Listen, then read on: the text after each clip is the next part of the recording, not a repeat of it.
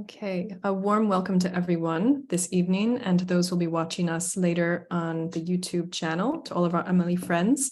This is the final talk in the MLE Friends series of the Spring 2023 season. And we're really delighted that our board member and association member and longtime friend of Mind and Life Europe, Leslie de Galbert, has accepted to give us some insights into her world of investigating the mind and experience through depth psychology and psychoanalysis. And so I'd like to just briefly introduce her for those who are not familiar with her and her work. And she'll be offering a talk this evening called Caring for Life Through Language and Emotion, Psychoanalysis as Translation. So Leslie de Galbert received her BA in philosophy from Hollands University, a DESS in clinical psychology, a master's degree in clinical psychology at the Université de Paris 7. She's a member of the International Association of Analytical Psychology and the Association of Graduate Analytical Psychologists in Zurich. She was born and raised in the United States and has lived in Paris, France since 1972. As a clinical psychologist, Leslie has worked in the public hospital system in Paris, and in particular in geriatrics and palliative care. And as a psychoanalyst in private practice in Paris, she was a member of the Société Française de Psychologie Analytique for 25 years. And for the IAAP, she supervised the training of psychoanalysts in Georgia and continues this work today remotely from Paris. She's published articles in the Cahiers Jungien de Psychanalyse and the Revue de Psychologie Analytique, and enjoys translating articles on philosophy and psychoanalysis from French into English. And Leslie, as I mentioned earlier, has followed the Mind and Life dialogue since their inception in the 1980s and has been a beloved association member of Mind and Life Europe since 2018 and a board member since 2022. And so we were really delighted that we were able to convince her to share a little bit more about her long experience, both in private practice and also just as someone who has really investigated the mind from a slightly different perspective from what we're accustomed to talking about in the Mind and Life Europe circles. And so I think this will really enrich this ongoing dialogue that we've been having about different ways of entering the inner experience of the mind. So with that, I will get the PowerPoint started and the floor is yours. Johanna, I don't need to see what I need to see anymore. Can you hear me? Yep. Are you able to minimize? Maybe what you can do is minimize, go to the top, and there should be a way to minimize the Zoom screen, the Zoom application. And then you can see your other applications, so your Word application or PDF application. Okay, I can see what I need to see now, but I don't see the PowerPoint, but that's okay. I don't need to see the PowerPoint because I know what's there. So good evening, everybody. I am really happy to be here. I'm going to say a little bit about my title to start. Caring for Life, that's our umbrella. That's our umbrella topic. And the next 4 words, language, emotion, psychoanalysis, and translation, are themes that I have woven into a rather tight text. So I'm usually a talker, but I'm going to stay close to my text, which is an advantage for me, and I hope it won't be a disadvantage for you. So how did I get to be a psychoanalyst? As an adolescent, like many adolescents, I was dogged by questions that seemed to me to have no answers, but I had very few interlocutors with whom I could explore them. And if I had known the word existential at the time, I would have called them by that name. They were questions about how to live well, how even to live. And quite naively, I imagined that philosophy, about which I knew very little at the time, might possibly be a place to go for answers. In college, I discovered that studying philosophy was reading and studying a long history of philosophers' efforts to answer these same questions. Philosophy, I found, was mostly about asking questions and learning that they're not definitive answers. So back I came to Paris after graduation, since I had been happiest here during my junior year abroad in 1970. When I came back, I found work first as a translator. Already language was becoming a passion for me through this work, through living in French and experiencing the pleasures and limits of translation. Life was exciting, a new language, a new world, at least for a while.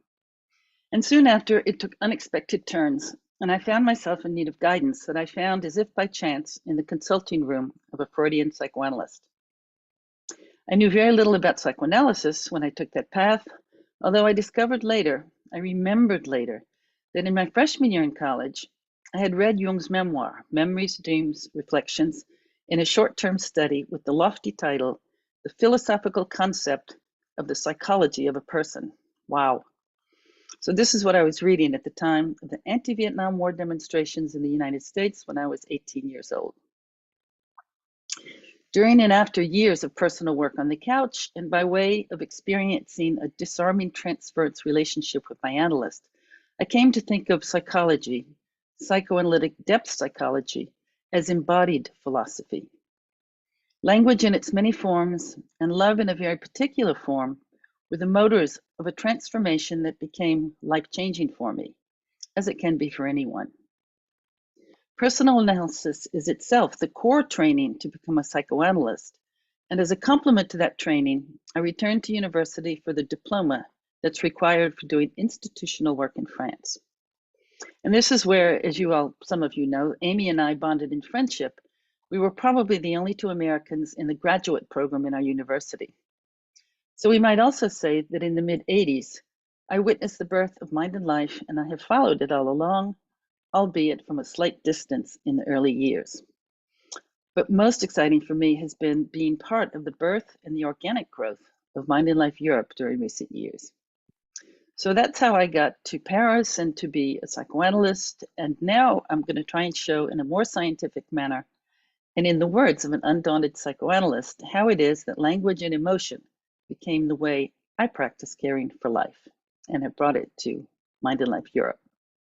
So you can click on the screen, Johanna, please. And I can't see it anymore, Johanna, but that's okay. I can see what I need to see.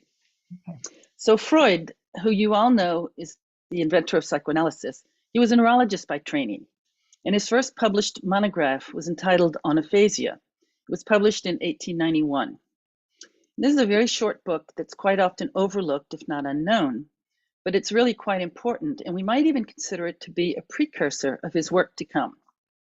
Aphasia is a pathology of language, and neurologists at the time were working on and discovering the brain activities involved in making language.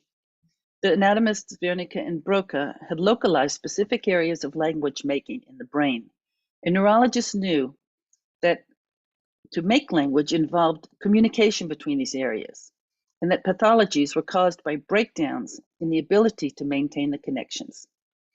Freud described in this short book different forms of aphasia, and it led him to a deconstructed view of language.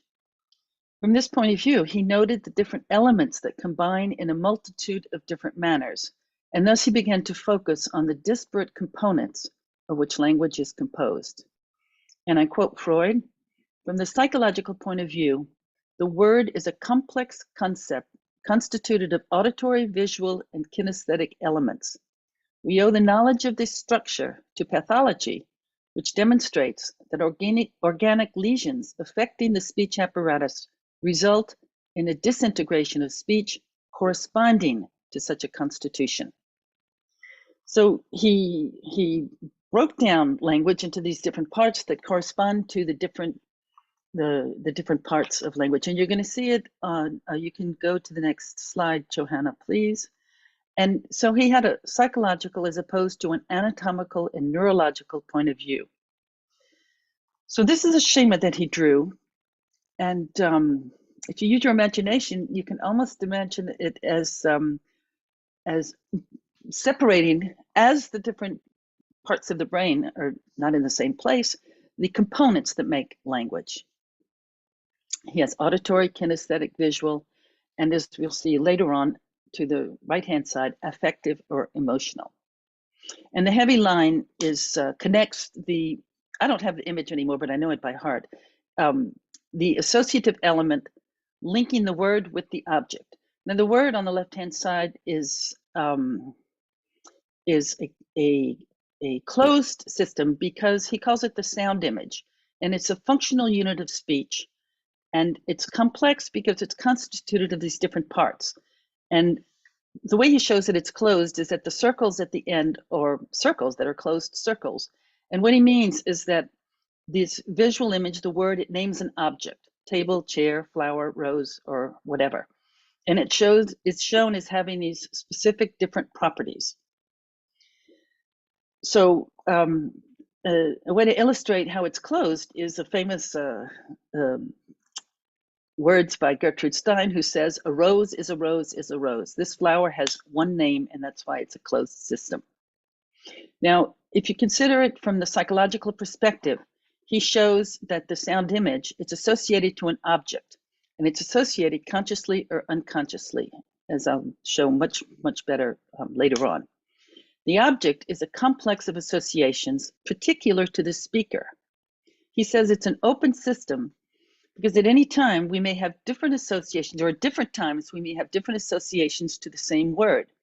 A rose is a rose, but it's a different rose for me and for you, and it's a different rose for me at different times. And language is such that we associate differently all the time, in fact. What I say is not necessarily what you hear, even if the words are the same. And that's why the word, psychologically speaking, is open, and it allows for almost infinite associations. So I'm restricting myself here. The schema shows how it functions for one word, but if we're going to broaden it in general to see that this deconstruction extends to language in its broadest sense. And this is going to foreshadow Freud's understanding of the dynamic processes of the unconscious mind. So how might we think that Freud's studies on aphasia laid some of the groundwork for his theories that developed into psychoanalysis? In the introduction to On Aphasia, it is said, and I quote, Freud's preference for concepts implying dynamic processes rather than static conditions is conspicuous throughout the book. End quote. And he himself, Freud says in the book, we shall endeavor to separate the psychological from the anatomical aspect of the problem of aphasia as much as possible.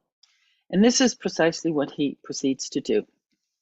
So I hope you can hear, there's a thread here, an unfolding through his work as a neurologist and his deconstruction of language to the next development in his work.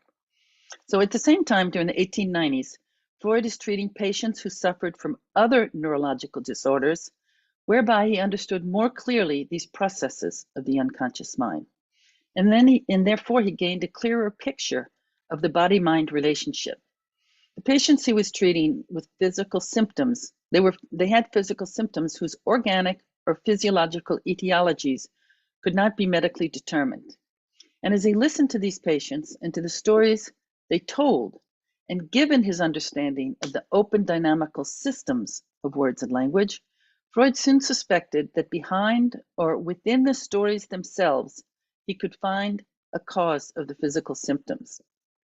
So Freud in 1895 published Studies in Hysteria, a book in which the concept of the conversion of psychological problems into somatic manifestations was elaborated. After several positive results in treating patients using language psychologically, we might say that Freud had invented the psychoanalytic cure. Now, that there is an unconscious mind was not discovered by Freud. Its history goes back to antiquity, and the unconscious has been explored across cultures ever since. The idea was recorded already in Hindu texts called the Vedas between 2500 and 600 BCE, and it has literary roots from Shakespeare, who didn't name it as such, to the 19th century Gothic fiction of Robert Louis Stevenson. In Western thought, philosophers such as Spinoza, Leibniz, and Nietzsche developed a view of mind which foreshadowed Freud's own examination of the unconscious. Some of these thinkers were influenced by the reading of the Vedas, as indeed was Freud by his own Jewish roots. So it was during this work in the 1890s with his patients that led Freud to a much greater understanding of these dynamic processes.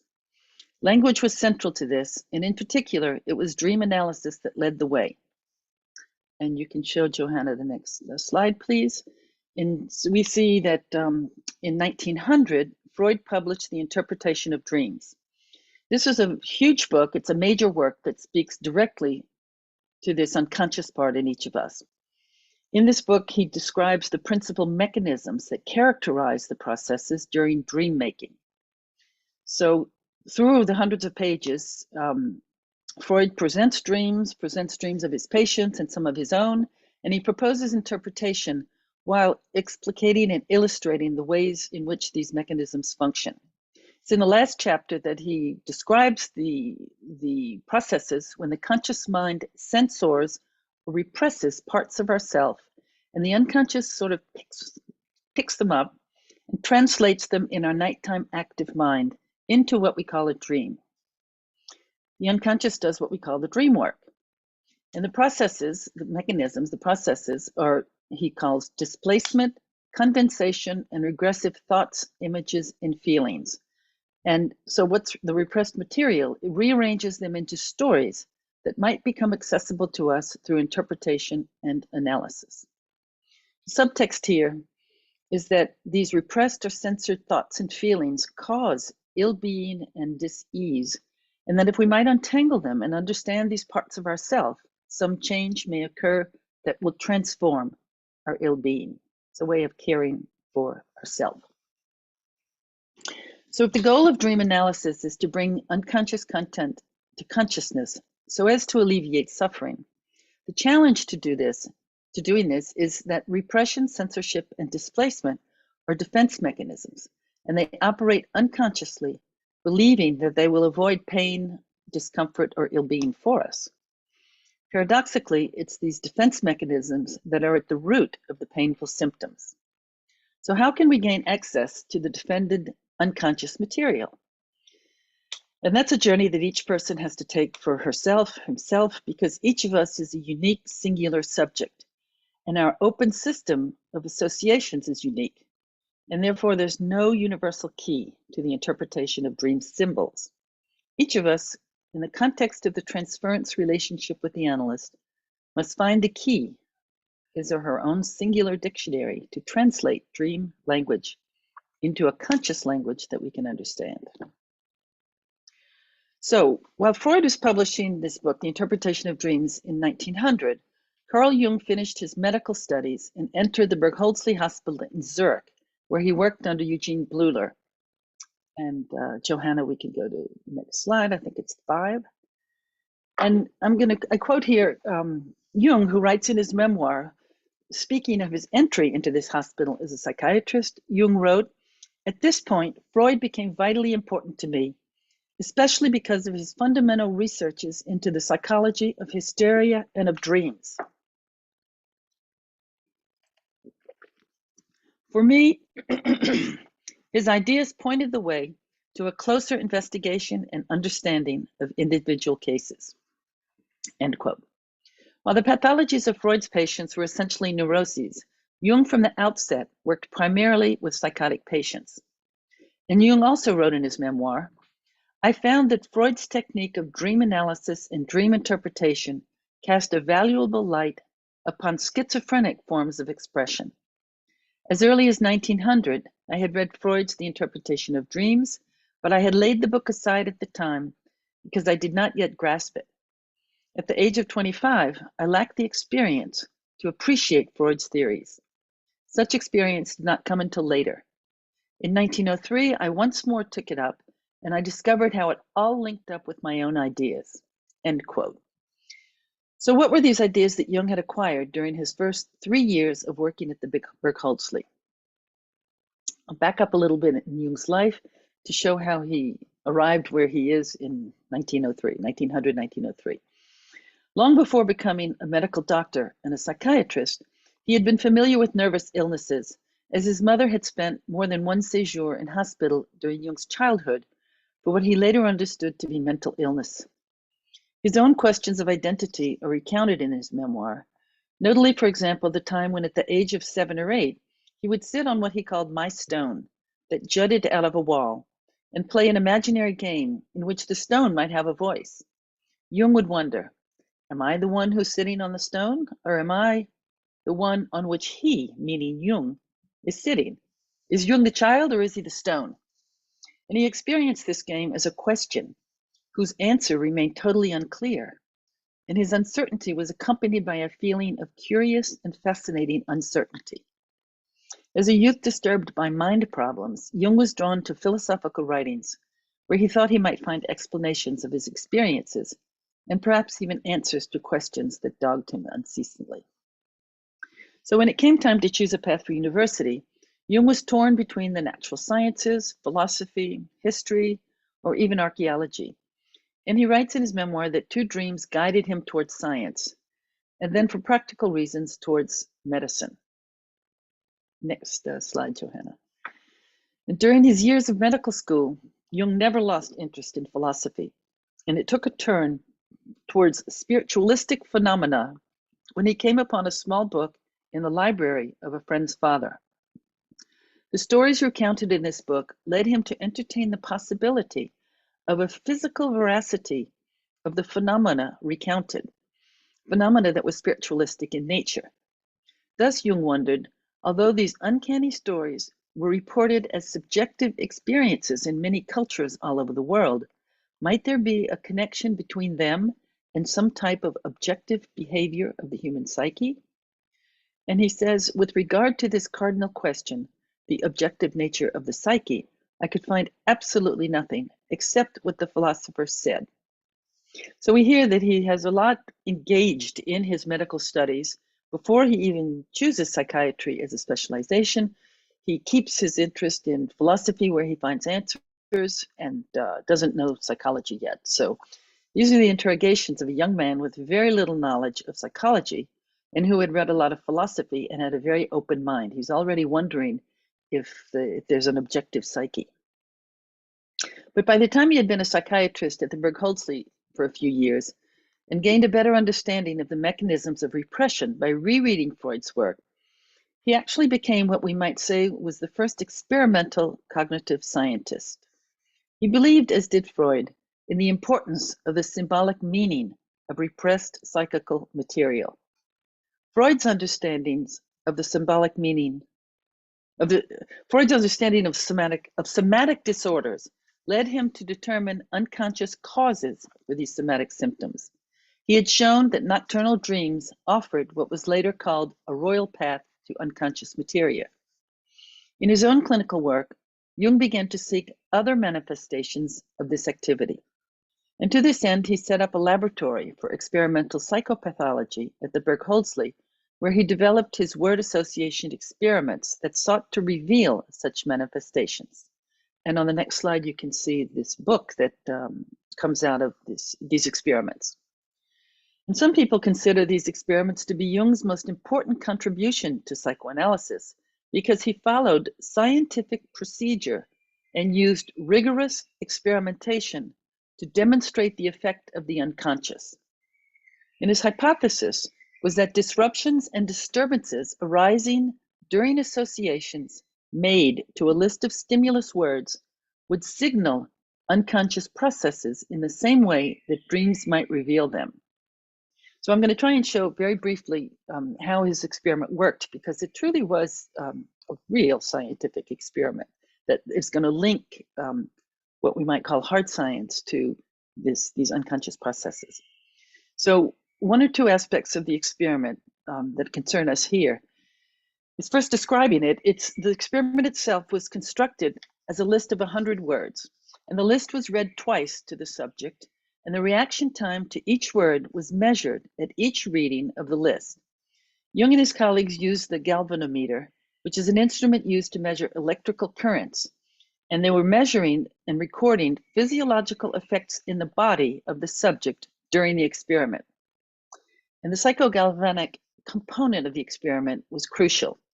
And I quote Jung here, he writes, "It was known that hysteria stems from ideas marked by the strength of their affect, but it was only Freud who showed us what lines the psychological process follows. He found that the hysterical symptom is essentially a symbol for fundamentally sexual ideas that are not present in consciousness, but are repressed by strong inhibitions. The oppression occurs because these crucial ideas are so charged with painful affects as to make them incompatible with ego consciousness. End quote. So if you recall here the open-ended complex of associations that Freud diagrammed in his deconstruction of the word, Jung's experiment would reveal how associations to certain words, because of painful affects aroused unconsciously by hearing the word, would make the associations incompatible with ego consciousness. For Jung, these charges that registered on the galvanometer were physiological proof, for lack of a better word, of what Freud had intuited in his work with patients suffering from hysteria by using dream analysis in the 1890s. Disruptions in a time reaction to the same word in the second reading of the list also signaled unconscious mental activity. The significant finding here for Jung was that there is a strong emotional reaction to certain words, and that the repressed affect that could be recorded physiologically represented what Jung was to name a complex. Complexes for Jung are unconscious, emotionally charged constellations of energy provoked by word associations that may be shown up in the experiment by characteristic disturbances. Of course, not all complexes are pathological, because as Freud had shown in his schema of the word, all language is susceptible to affective content and emotions.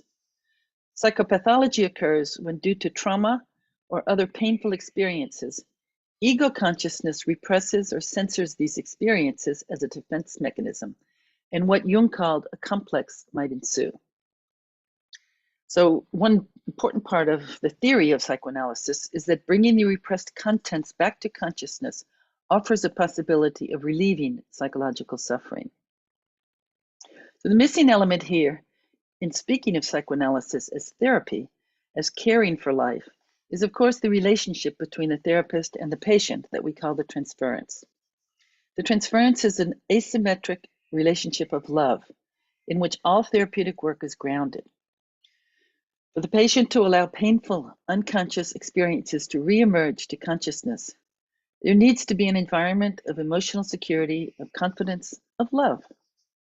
Very early on, the first psychoanalysts discovered this essential and fundamental part of the analytical journey, often at their own expense. So further down, I'll elaborate a little bit more on the role of the transference in understanding how we become self-aware through others and get better through language. So now, after this journey through the origins of psychoanalysis as a way of caring for life, viewed from the perspective of language and emotion, I'd like to describe how, for me, this work, the work of Mind and Life Europe, intersects with this work. As I said earlier, I was around at the birth of Mind and Life, and I knew Francisco through my friendship with Amy, even if it was years before I could even pronounce the word autopoiesis, much less understand what it is. On the other hand, the idea of an organization whose mission was to foster dialogue between two apparently disparate worlds, and whose goal would be to build a bridge between them to alleviate suffering for all humans, the work of Mind and Life spoke to me very deeply. For me at the time, these two worlds were not really disparate. I was indeed a Westerner, and in a stretch I considered myself a scientist. At the same time, the other half of the equation clinched the attraction for me: Eastern contemplative practices. I didn't have a practice of meditation, but the spiritual dimension of life was part of my life, and Buddhism was a philosophy that not only spoke to me, but Eastern philosophy and psychology were a definite part of Jung's analytical psychology, and thus of my practice. Jung had, so to speak, met Eastern philosophy through his experience of long years of confrontation with his unconscious. After 12 years of a passionate collaboration with Freud, the rupture of their relationship was traumatic for Jung, and he entered the period which he called his confrontation with the unconscious to try to heal psychologically. Towards the end of this period in 1916, in a moment of psychological frenzy, Jung drew this mandala that's on the next slide, and he wrote on the back of the original sketch these words: "This is the first mandala I constructed in the year 1916, wholly unconscious of what it meant." In 1928, the sinologue Richard Wilhelm wrote to Jung and asked him if he would write a commentary on The Secret of the Golden Flower, which was Wilhelm's translation of a Chinese alchemical treatise on Taoist yoga. Jung was stunned to find in Wilhelm's text representations that were similar to what he was painting at that very moment, which is on the next slide. It's the mandala, it's the last painting that he did in the Red Book that he was painting at the time. And he found, in the book, he found a confirmation that between these two cultures, Eastern and Western, there are cultural and psychological common denominators in the human psyche. So that was in 1928 when he stopped painting in the Red Book. And in 1925, Jung had already traveled to Africa, to Kenya, and to Uganda, and explored those cultures, learning about the local religions in conversations with the Ugandans with whom he climbed Mount Elgon, as well as through listening to their dreams. And he had observed manifestations of what he called archetypes, that is, psychical representations in the unconscious that are cross-cultural and that find expression in consciousness. But with Buddhism, it was different for Jung. His first painting of a mandala had emerged from his own unconscious. It was a subjective experience, something that was both intimate and yet still foreign. And as I said above, he painted it in a moment of real psychological frenzy, for lack of a better word. Furthermore, being what it is, the mandala resonated for him with his predisposition for a spiritual dimension in life. And I use the word spiritual and not religious, because Jung was not at all a stranger to religion. His father had been a pastor, as had other members of his family, but he had long before shunned religion, organized religion, as he had experienced it and researched it, searched in it as a child. On his journey, he had separated the transcendent, the spiritual, from the institutional imprisonment of the spirit. That is what, for him, religion was, organized religion. So it's important to note here that for Jung, this separation of the spiritual and the religious, it was not an intellectual exercise. He was born into a religious household, as I said, and he took very seriously as a child what he was taught about God, about rituals, and about the church. But being a naturally curious child and a somewhat obstinate one, he challenged his father continuously, and in the end he was gravely disappointed by what he felt was his father's hollow practice of the spiritual. As a boy and an adolescent, he had had disturbing experiences related to his searching to understand what he was being taught about religion. And the most notable example of that is, if you've read Jung's memoir, it's really, you don't forget it. It's as an adolescent, he's walking near the Cathedral of Basel, and he is continually pressed by an image that wants to come into his mind that he is very afraid of. And he tries to press it back, and he tries and he tries and he tries. And finally, when he says, okay, if I let it come, I might be damned, but I will let it come. And it's the image of a giant turd that crashes down onto the roof of the Cathedral of Basel. But when he lets it come, he experienced great relief. And this effect of allowing the frightening image to emerge, it was not lost on him. He learned at a young age that what he was to call the numinous was related to the spirit, to the paranormal, and to this other non-material part of life. So it's through experience that the spiritual dimension of life became a certainty for him and was to permeate every aspect of his life, including his work as a scientist. And indeed, Jung wrote prolifically on Eastern philosophies and practices, and all of these articles may be found in his collected works. So writing this about Jung and the spiritual in his life, it brings to my mind one of my favorite quotes of Francisco's that was recalled by Martijn van Beek in his Friends presentation a few months ago. And it comes from an interview in 1989 where Francisco said, and I quote, and you can show that on the screen, Johanna, it's on the next slide. And this is part of the quote, and Francisco said, whether you're a scientist or a businessman or a journalist or a television cameraman, the need for all human beings to start on a journey of research into their own spiritual values is fundamental.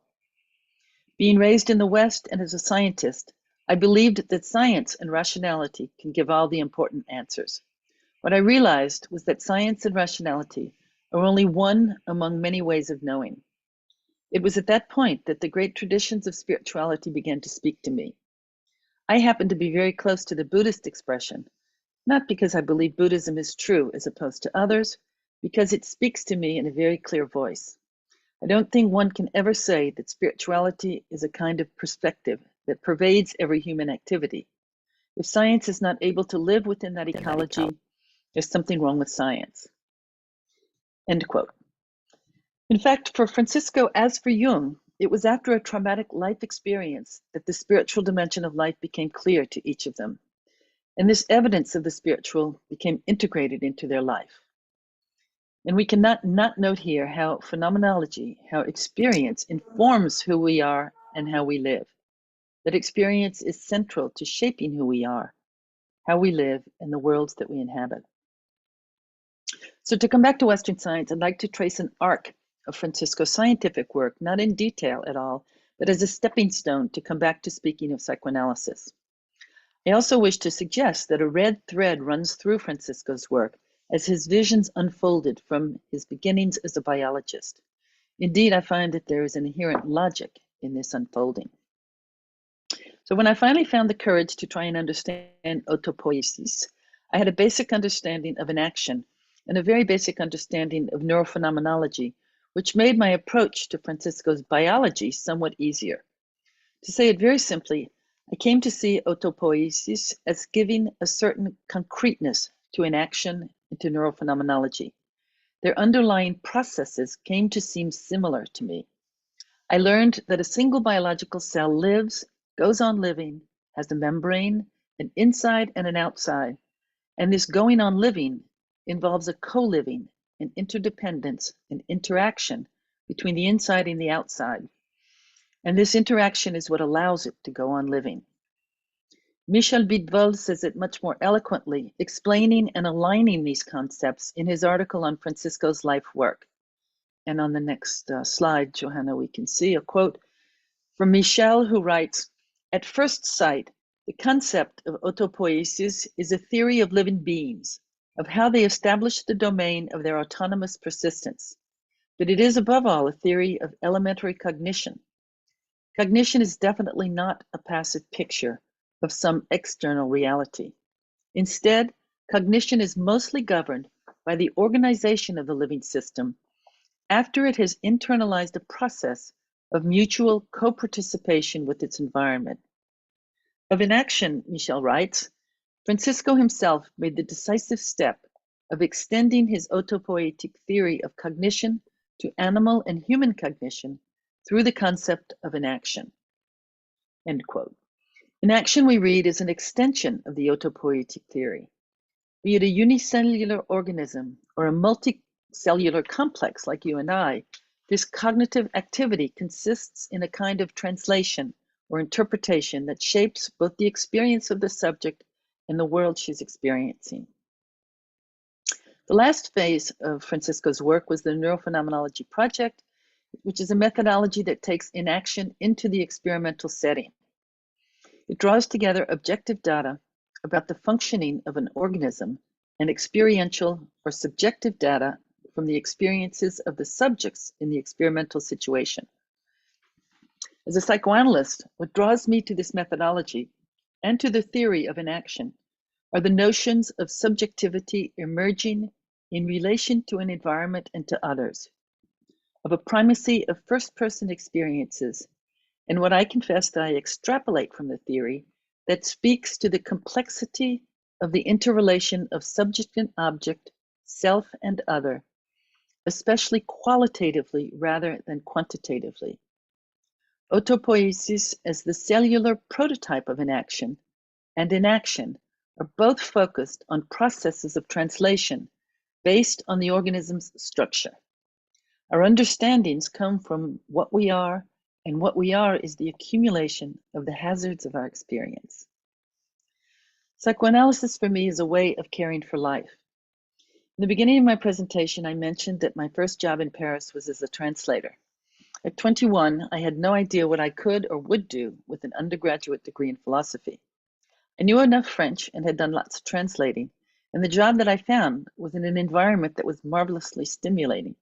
I worked in the press section of the Embassy of Pakistan in Paris. It was a fascinating learning experience, and one that likely prepared me for my future approach to psychoanalytic thinking.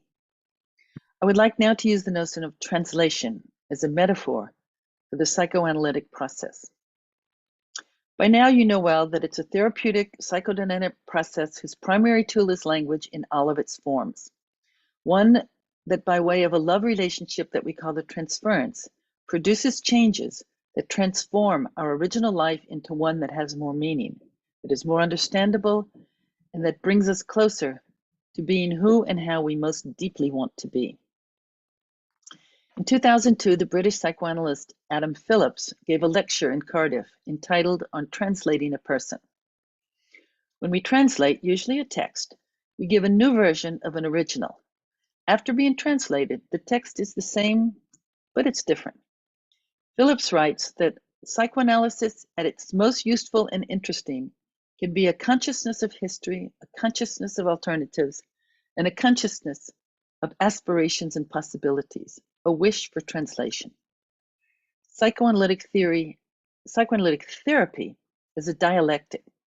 It's a dialogue between the patient's conscious and unconscious mind. And this dialogue, this process, is facilitated by the analyst, who mostly listens in order to be able to interpret, to reconstruct, to question, to redescribe, and to restore to the patient what has emerged from her unconscious.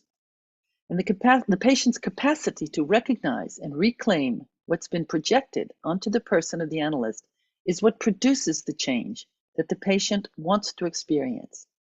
And it's this capacity that operates what we might call a translation. Although analysts don't tend to think of themselves as translating people, and the next slide will show a quote from Phillips. He says, "People come to psychoanalysis when their present language no longer works. One could sensibly say that they are in need of translation, to move or be moved from one place to another through language. People come when they have reached the limit of their language and seek a better version of their own language. Of course, both we and Phillips know that people are not coming to learn French if they're English, and they're not coming to learn Portuguese if they're Italian, but rather that they're suffering in their own language. So even though people do not come for analysis to learn another language, there's a sense in which this is exactly what they want. But they don't say, if I'm unhappy in English, perhaps I would be better off in French. They say in various ways that they are suffering from something, and so are in need of something. If they're English, they want a different English, a better vocabulary. To push the analogy with translation a bit farther, you might say that Freud translated his practice from physiology to psychology, Jung from philosophy to psychology. For them, these translations were transformations of encounters into meaning. The notion of transformation evokes for me that of alchemical processes, and if you know the work of Jung, you know that he spent decades studying alchemical texts and writing volumes on alchemy. For Jung, the physical science of these proto-chemists was symbolic of the psychological transformations that occur in psychoanalysis. In medieval times, European alchemists had taken up the ancient art of alchemy practiced by Egyptians, and if concretely they sought to discover the transmutation of base metals into gold, they were equally engaged in seeking to discover the philosopher's stone. Translation, like transformation, are both about a crossing over. They suggest bridges which conjure up communication, a coming together. And of course, these words and images also evoke gaps, separations, spaces that divide. Both Freud and Jung believed, as do all psychoanalysts, that the translation, the crossing over of unconscious contents to consciousness is what transforms our lived experience. They knew, and we know, that it is the patient-analyst relationship within the frame provided by the analytic setting that gives the best chance of change, of transformation, of finding more meaning in our life. And you might hear in these words echoes of the enactive approach and of the process that Hanna de Jager and her colleagues call participatory sense-making. This particular way of viewing the emergence of meaning through a self-other dialectics gives me a beautiful image of what psychoanalytic therapy might offer in the way of caring for life. As well, the idea of sense-making evokes for me so much of Jung's analytical psychology. such that as I reach the end of this presentation, I'd like to end with a quote, one more quote from his memoir. At the end of his memoir, which is at the end of his life, Jung wrote, or Jung said, this is in Jung's memoir, and I quote, "The world into which we are born is brutal and cruel, and at the same time of divine beauty. Which element we think outweighs the other, whether meaninglessness or meaning, is a matter of temperament. If meaninglessness were absolutely preponderant, the meaningfulness of life would vanish to an increasing degree with each step in our development. But that is, or seems to me, not the case. Probably, as in all metaphysical questions, both are true. Life is or has meaning and meaninglessness. I cherish the anxious hope that meaning will preponderate and win the battle." So with that quote, I'll end and welcome a lot of feedback and questions and discussion. And thank you all for your attention, and pass the baton back to you, Johanna. Thank you so much, Leslie. I think Gabor will lead us into the discussion portion of the evening, which is really intended to be an open format of discussion. So feel free to jump in and dialogue directly with Leslie by raising your virtual hand or your actual hand. Yes, thank you so much, Joanna, and thank you so much, Leslie. What a quote At the end. Wow. Meaning and meaninglessness, and kind of envisioning it as a battle with some stake. Because we face a lot of uncertainties these days, and we hear from lots of young people that they don't find meaning, they don't find purpose. And it's very hard to explain or to show or to manifest meaning and meaning making. So I'm really open to the discussion with you all here. Thank you so much for joining us.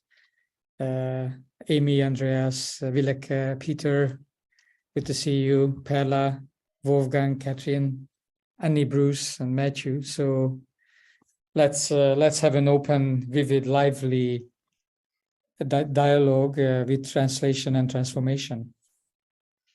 And echoes, maybe echoes with all the work that Mind and Life Europe does. If there are echoes. Yes. So let's see who would like to start. Andreas, please. Yeah, so I was just thinking somebody needs to start. And I could ask you several questions about this incredibly rich, fantastic talk. So thanks again very much. And it's very coincidental for me that I listened to it. So I can really take a lot of it. And so maybe I will only ask you one question, and the others might come up later in the discussion. You talked about transference, and you said it is actually the key to the betterment of the suffering of the patient in an asymmetrical love relationship. And as I understand, it is asymmetrical because the patient falls in love with the therapist. And I have thought about the classical teacher-disciple relation in old spiritual traditions, very old spiritual traditions in Buddhism, in Hinduism, in Sufism, where there is also an asymmetric love relationship. Only it is differently asymmetrical, because so the disciple falls in love with the teacher, but the teacher loves the disciple more than the disciple loves the teacher. And that is the key for the disciple to advance on the path. So it's a different form of asymmetry. You could even say that the love energy is on the teacher's side, whereas in psychoanalysis, the love energy is on the patient side. So I wanted just to observe this, and maybe you have 2 or 3 comments back on that, because I found it so striking. It's a wonderful observation. It's a wonderful, and it definitely is asymmetric, as I said. And the analyst loves in a different way. It's different kinds of love, and it's also difficult to measure the love. So I find it interesting that you say that the master loves the student more, because it's interesting to hear that. The difference is that, as in many love relationships, asymmetric because there's an element of power. There's a problem of power because the patient projects. The work is through projection, and the patient thinks the analyst knows all the answers. But as I also said, the analyst mostly listens and hears and gives back to the patient. So the exchange, but the patient mostly thinks that the analyst knows what the right direction would be, which is not the case. But the question I would ask is, who knows who loves more? You know, it's a different kind of love. Yeah, no, sure. So that might be not the adequate wording, actually. So it's a different way of loving. Yeah. I mean, love means more. I said because then it might be similar, actually. So the teacher's love should be pure, should be free from ego, according to the classical traditions. Okay, but what I just then I stop. Just it is interesting to hear about psychoanalysis and analysis in a way that the crucial element is a love relationship. I never heard it like this.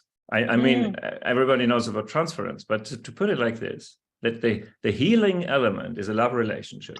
Oh yeah, it's very interesting to put it like this. So thanks for that. Thank you, Andreas. Amy, my colleague and my partner in arms. Partner in love. Yeah. Partner in love. In love. Yeah, can you understand me? Can you hear me properly? Yeah. I just wanted to add to that there is a kind of an aspect of you could call it, I think, love from the position of being a psychoanalyst, in the sense that and I think this is an interesting topic in itself in terms of the scientificity of psychoanalysis, but the psychoanalyst doesn't wield a body of theory and technique when the psychoanalyst is working with a patient. What the psychoanalyst does is submit herself hour after hour, day after day, to being changed. So in a sense, one might say that that's a kind of a way of loving, because every patient that you see, and through an analysis with patients, there's all sorts of different things that can happen. And so unlike a scientific position or other types of therapy where there's a technical body of knowledge that the therapist applies, there's that theoretical knowledge in the background for an analyst, but what the analyst has to do primarily is to submit herself to constant change. And it's the same thing, actually, when you think about it, when you read theory, inner change. When you read theory, Jung said he couldn't understand the interpretation of dreams when he was 25. Well, I couldn't understand Madame Bovary when I was 14. And then I read it when I was 25 and I thought I understood it. And then I read it when I was 45 and it was a completely different book. Psychoanalyst theory has the same relationship with its readers as those books do. You read and you reread, and your experience feeds into changing that theory, in the sense that as you change with your patients, the actual theoretical material changes.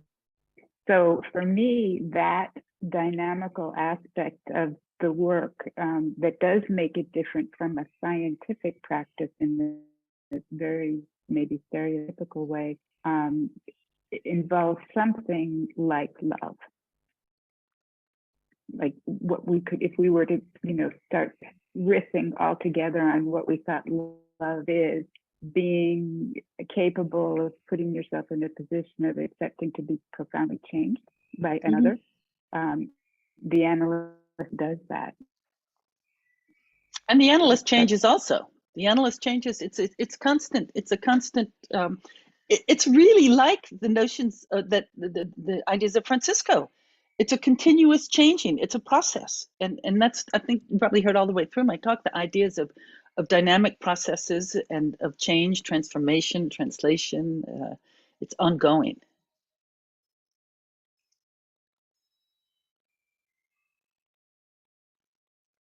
Thank you, Amy. And we are turning to Annie now.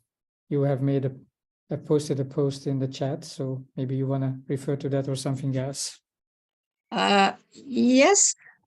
First, thank you so much, Leslie, for using the 4-letter word love, because this is it. Because we talk about care, compassion, and I think this is not the right word.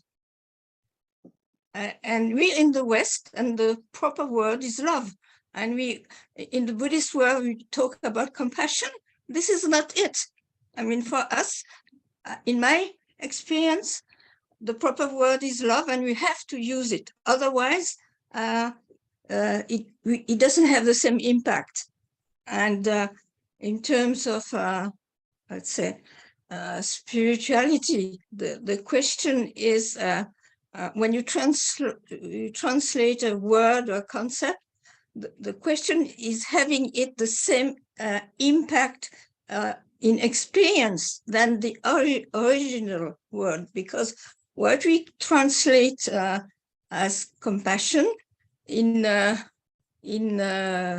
Sanskrit, I think, was karuna, but in Tibetan it was tukche, and tukche means noble heart. That's what we translate as compassion, and that's a betrayal. And if you talk about compassion, there's no impact but that's my observation. That's my hypothesis. So I'm so grateful of that. And for me, I've done quote unquote Jungian analysis and Tibetan path, okay, and I wonder, now that we know that we undergoing, or whatever term, psychoanalysis, but we are aware that there's such a thing as transfer and counter-transference, and that changes completely the game, because initially it was not known, people didn't know the theory, but now I go, through this process, and I know there's transference. So what happens? And I would say, right now, for me, with a student-teacher relationship, in my experience, now there's something about acknowledging some vertical dimension, which changes the traditional student-teacher relationship, at least for some people. Mm-hmm. Thank you, Annie. Thank you for your comments. I hear also the translation. Translation is a big part of all of this. You mentioned specifically translation of the words, but translation.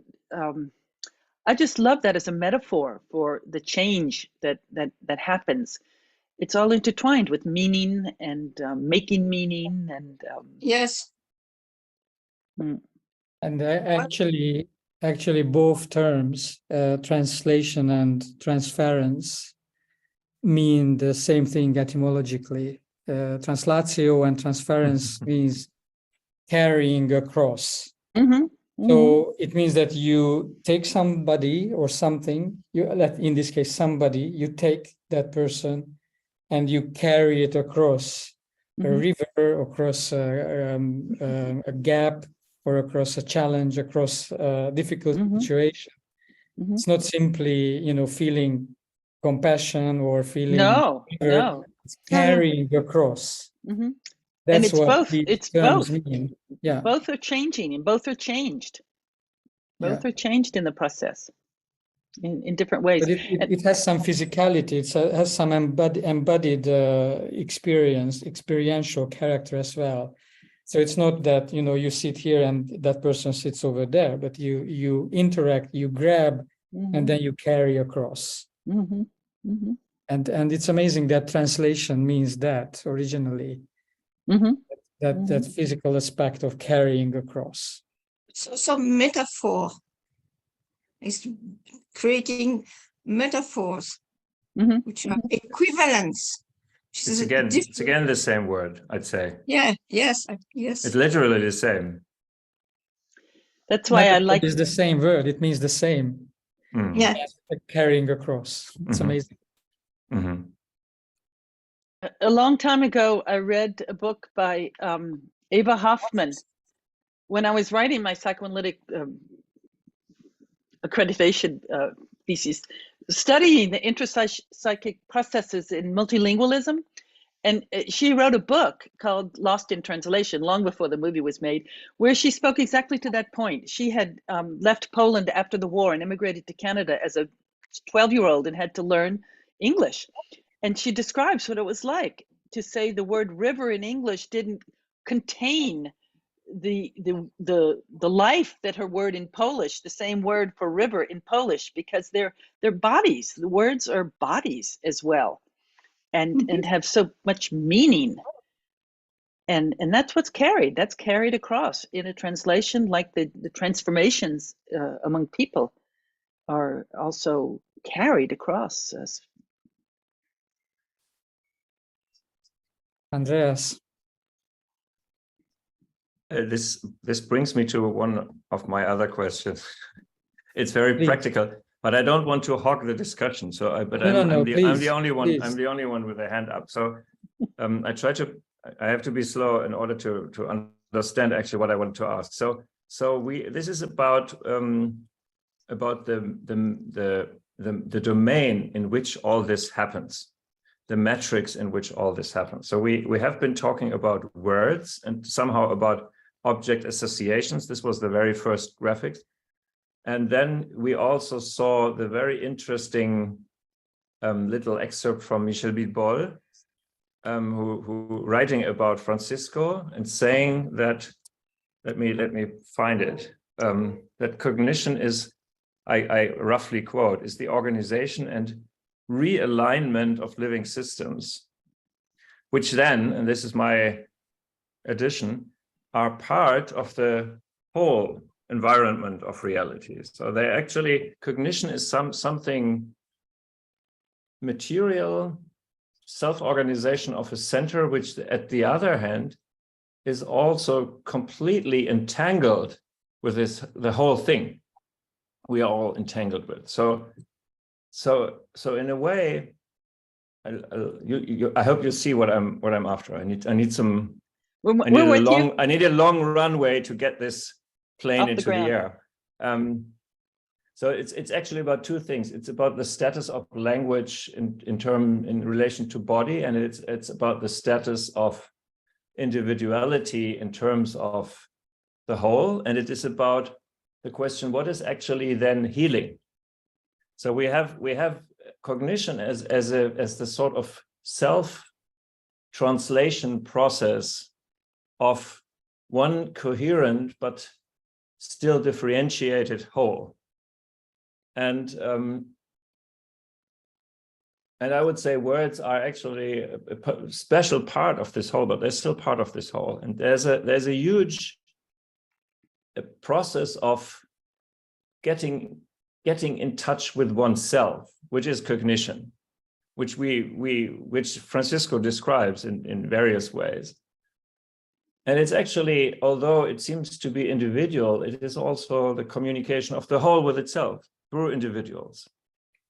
So this is already very interesting. And it's very interesting to see that Jung, on the basis of his ideas what the psyche is, seamlessly pulls it into this material ground. So in a way, it's somehow is grounded in the total whole. And this is where the collective unconscious somehow comes from, I think. So what is then actually healing? Or what is pathology in this continuous cognition, which is a self-translation through individuality of one coherent whole? what can go wrong, and how can it get back into healing? That is one big question. Well, yeah, it's kind of like but there's a lot to say. What I've been working on for 25 years. But I mean, it just seemed that I could ask you and you would give me the answer. That's like me as an adolescent wanting to get answers from looking in a philosophy book. Yeah. No, it's just, I think you bring this up, and this is really an important question. So this is why I want to highlight it. But there are a lot of questions. There's a lot to say about a lot of what you said, and it's I should have taken notes as I listened to you, because it's a matrix. You're right. It's part of a whole, but they're parts. And they're different levels, and what is cured. Twice as I listened to you, I wanted to say the soul, but that's a Jungian way of answering. The psyche, but it's physical also. It's you can't separate. It's physical. It's physical, and it's not only physical, and that's what I love the way I tried to put together Freud initiating the understanding of what a symbol is, and how the symbol, comes from the psyche, but it affects the soma. And then Jung measured it with the galvanometer to give a different approach besides just the dream. The dream is something that has a body. It's in us, and we remember it and we say it, but it's through language that Freud was able to help the patient connect what could alleviate, or what could heal, or what could reduce suffering. And Jung brought it to the body when he could actually measure through the associations to words. It was like, it's the body also. So you're right when you say we're individuals, and then and the way Michel described the déroulement, the evolution of Francisco's ideas from the single cell to the idea of cognition, and then and all the way through. That also, it's individual, it's small, but it's whole. It's also whole. I don't know if there's an answer to everything that you said, but Amy, you might have something to add to that from the psychoanalytic. I don't know if you do or not, but no. And there's this, it's a little bit off on a bias, and maybe we can let Catherine ask her a question, but while you were talking, I was reminded of something that Francisco said all the time, and he was really quite interested in psychoanalysis, but he always said the original sin of psychoanalysis is that it started in medicine. So we were looking, it started, as you well remarked, Leslie, it started with looking at pathology. So it started with the idea that there was something to be cured. And I won't go into that's very interesting. Why I think Francisco thought that wasn't yeah. But anyway, it is very interesting though, because it did start with pathology. But Catherine has a question. Yes, thank you, Leslie, for this talk. I think I will have to listen to it one more time, because sometimes it was very dense. I have a question about the dreams and the way you said it's a question with different aspects. So I try to be as simple as I can. So it's a way to have contact with the inconscious, and some people say I'm not dreaming at all. Okay, so of course they are dreaming, but they're not. They don't remind about their dreams, and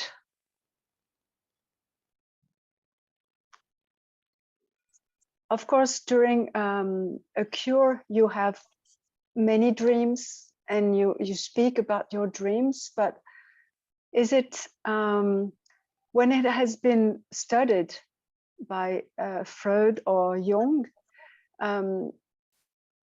Was there also some kind of analysis about because some people don't really need to be cured, but they dream.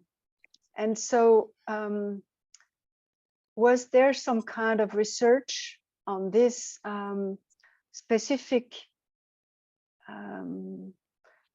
what is the role of those dreams? I mean, not only for one person, but, you know, in different cultures also, dreams were used to take decisions. So, and it goes back to the what Andreas was saying about collective unconscious. So was there some studies about this, or some research by Jung or some other psychoanalysis about really the role of the dreams, not only in this particular situation of the cure, but also, you know, in some ways, what does it mean? I mean, it doesn't necessarily need to be used for cure. A dream is a way of knowing yourself. Outside of the cure, it's obviously, as you say, from antiquity, dreams have been supposedly used as divination and all kinds of other.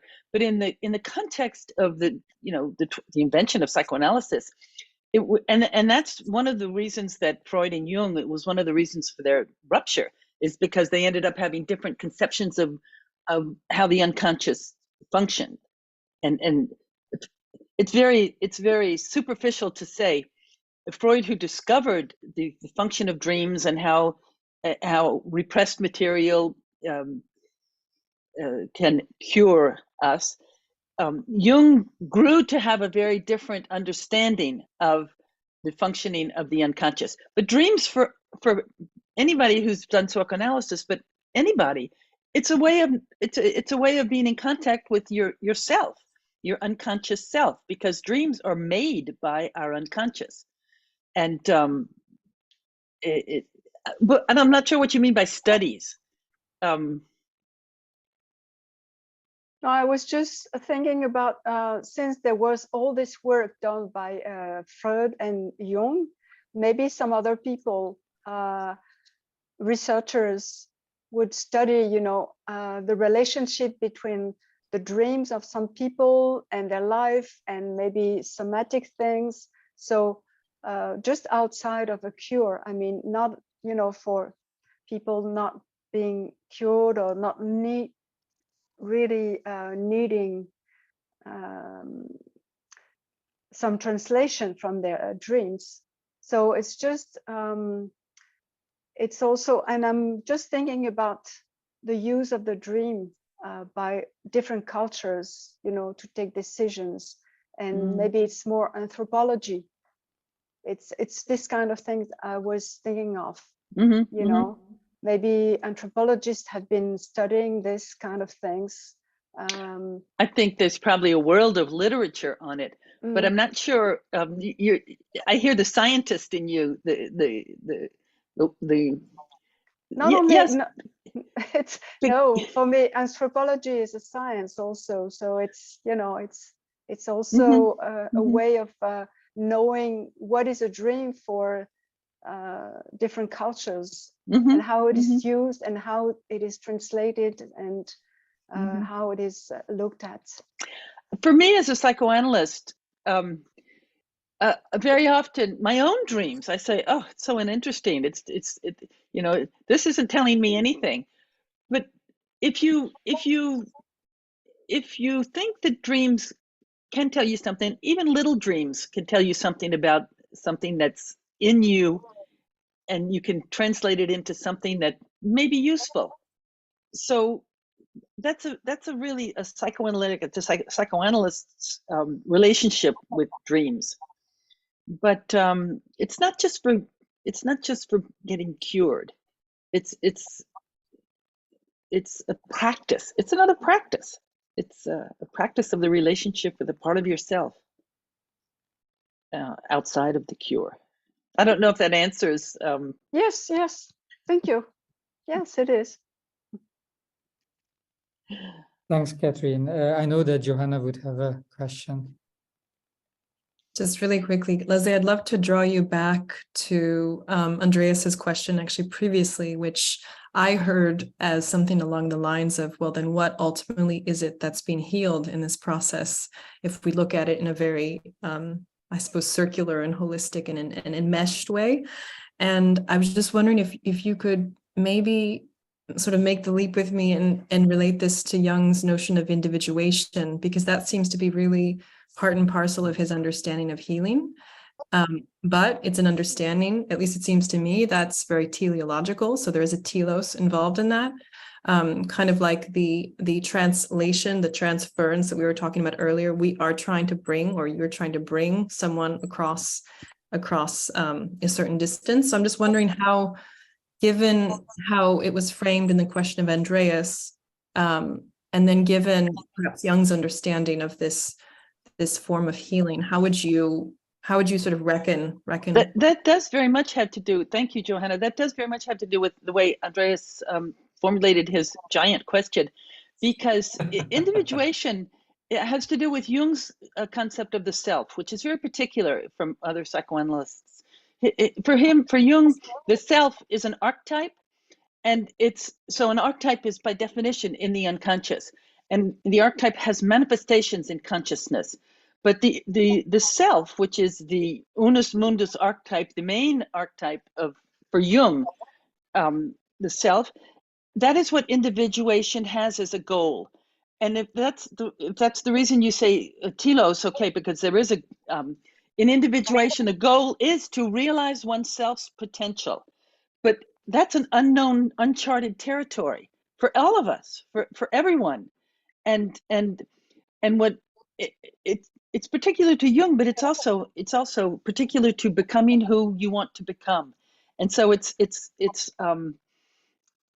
for Jung, it's bringing what's in the deepest part of yourself to fruition, to become who you desire to be, who you want to be. And individuation, it has a lot to do with alchemy for Jung. All of that is developed in his many teachings, because alchemy goes back also to what Andreas said. Becoming, it's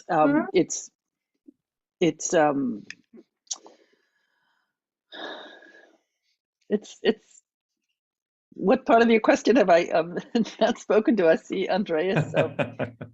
You want to add something, Andreas?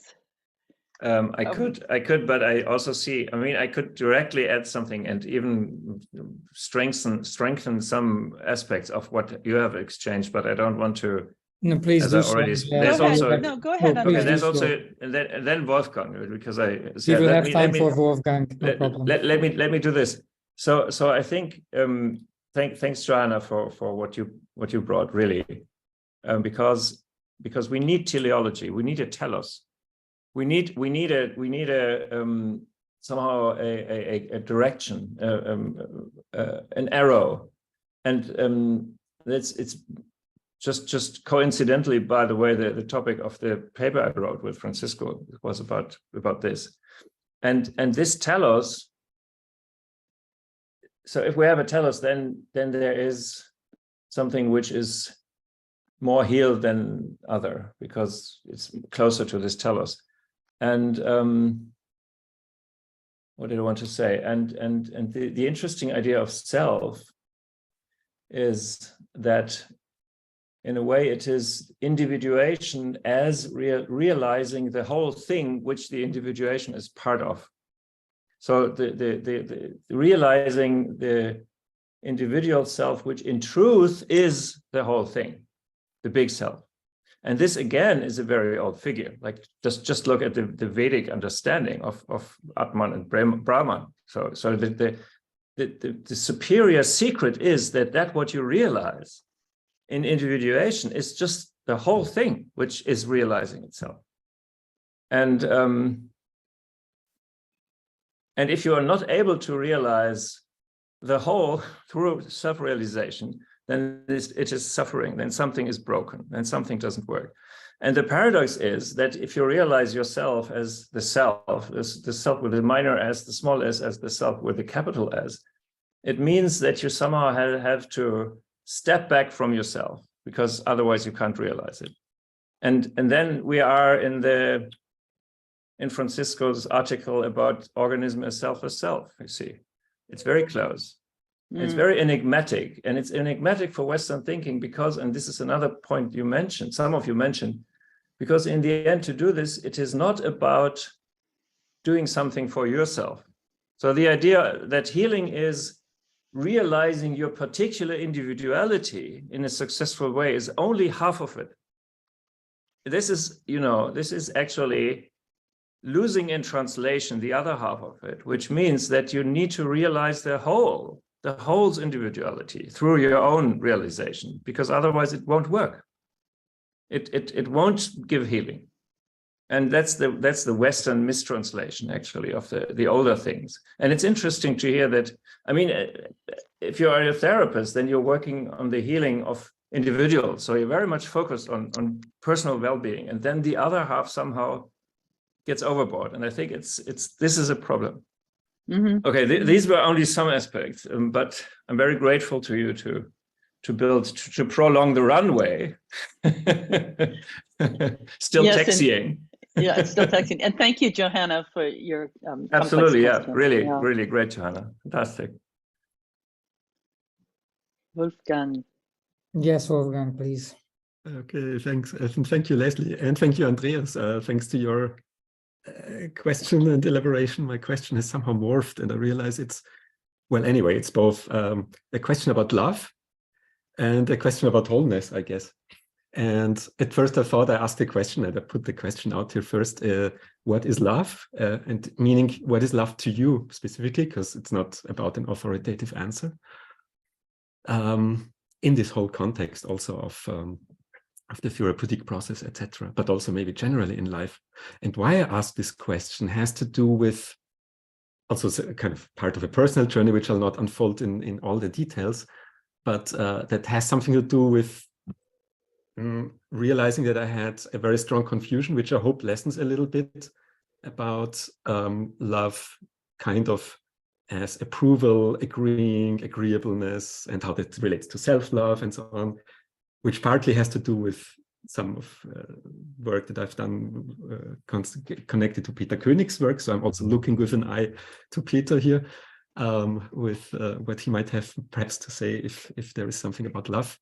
But anyway, but that there is something about love that has not to do with only looking at the bright side, but maybe only becomes accessible in its fullness by embracing for myself, but also for somebody else, things that I don't agree with or that I might be angry about, etc. And behind that, then suddenly accepting the wholeness of myself, accepting the wholeness of another, with all these facets, there is a different kind of sense of love that becomes available or kind of shines through or so. Anyway, this is the curiosity from my personal kind of experience currently, connected to this session and to what you said about love, and would be very curious and grateful if you could. Peter might want to add something after this, but very, very truly, there's another side to love. It's not just love as the relationship, the transference relationship is based on this this holding, this space that is the place where this goes, where this process goes on. And obviously, as I said in my talk, there needs to be an environment of care, of love, and of safeness for the person, for the patient to be able to project. Now, it can be negative or positive, and that's why the analyst, as Amy, listen. But that's a form of love. Love has many different ways of being in the space, in the analytic space, where this process is going on, where this these projections. It took me a long time when I first went into analysis to even understand what projection was. But the love is there. If you're able to project, it's because you feel that you're in a space where you can. There's a negative side to it, and you don't really. You're not ready. You're not cured until you've also been able to explore all sides of what love is. it's not a question of being, of course, the patient wants to be loved back. And there are many steps, there are many phases of this relationship, but that's part of the process. It's part of the process to be able to recognize what you've projected onto the analyst and what's coming, where it's coming from. And often, I mean, this happens all the time in sessions with people who, the patient will say, you told me, and you know you didn't tell him or her that. You're giving back what you've heard, because often people don't hear themselves what they're saying, because that's what an unconscious projection is. And so it's love is a complex, complicated, positive, negative phenomenon, for lack of a better word. I don't. But Peter might add something here. Yes, Peter. Please. Can't hear you yet. Please unmute yourself. And thank you, Wolfgang, for your question. Thank you. Can you hear me now? Yes. Yes. Good. I wasn't expecting to say anything, but as it's moved in my direction, I feel I'm thank you for the invitation. I'm not an analyst and I'm not a therapist, but I have spent 30 or 40 years looking at the question of projections and what to do with projections, as I think Wolfgang knows. And when it comes, because my ambition or my goal at the time starting 40 years ago was actually to create love in business, which is where I came from and still come from. Business I define as any activity which involves an exchange of goods and services with money. So this covers quite a lot of our daily activities. And money in any currency, not just in pounds, dollars, or euros, or what you're used to exchanging with. Now, I don't try to give a definition of love. I can define business, but I don't think it's wise to try.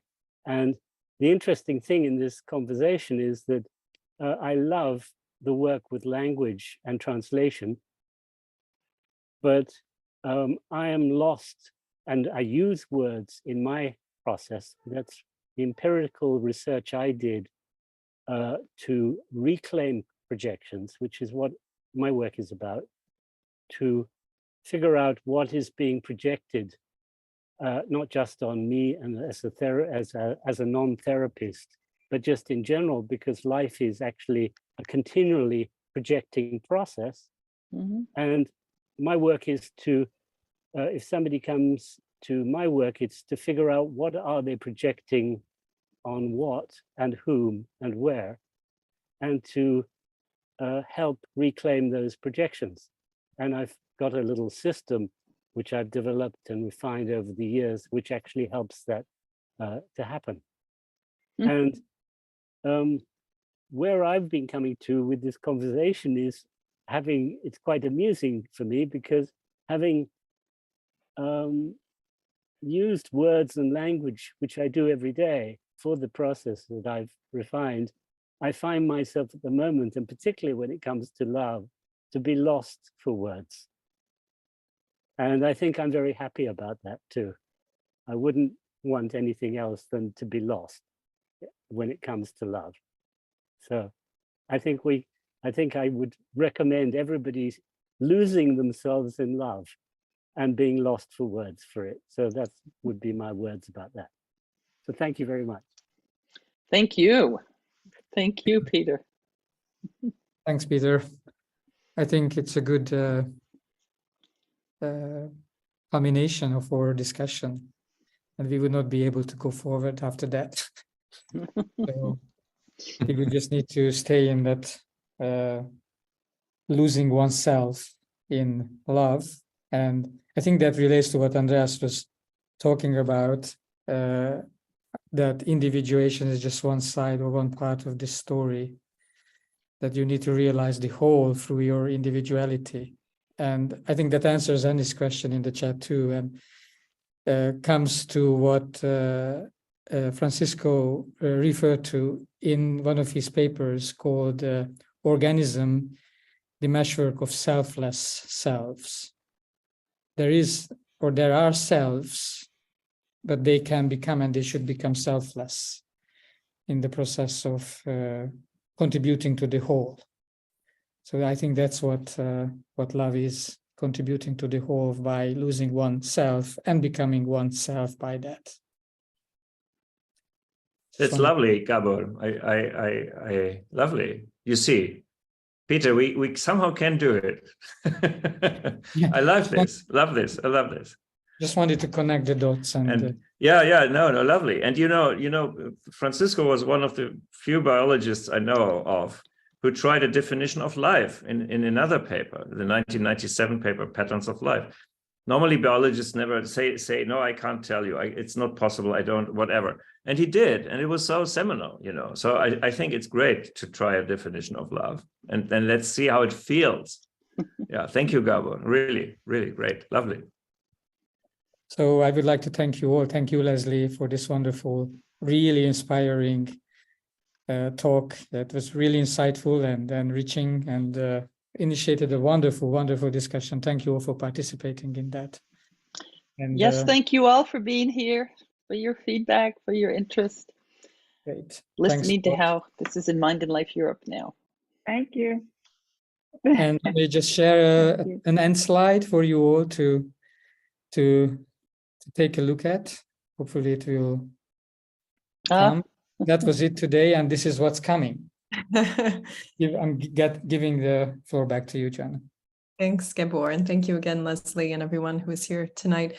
So next Wednesday, for those who've not yet seen this news in our newsletter, we'll be hosting Dave Abram, so Dr. David Abram, whom I'm sure many of you know for his work on the More Than Human and the Spell of the Sensuous and so many other groundbreaking areas. And he'll be speaking in our Mind Matters series and specifically in the Gaia series, which we've initiated for this year, 2023. So if you can join us, it'll be both live streamed and we'll have a Zoom room for discussion. It'll be a special 2-hour event. So we'll have more than an hour for discussion, which is exciting. He requested that we have ample time for exchange with everyone in the Zoom room. So if you'd like to sign up for that, please do. And then our last talk of the season before the summer break will be from Annika Lubert, who is an alumna of the EVA Award program. She'll be giving us a talk on her research that was supported by a European Varela Award. That'll be on June 29th on a Thursday. Thank you, Joanna. And just to name or share the title of David's talk, it's going to be Mind and Life on a Breathing Planet. I think that's wonderful. What a wonderful title. Important part. Thank you. Thanks, everyone, for joining us tonight. Thank you, and see you next week. Thank you all. Thank you. See you next week.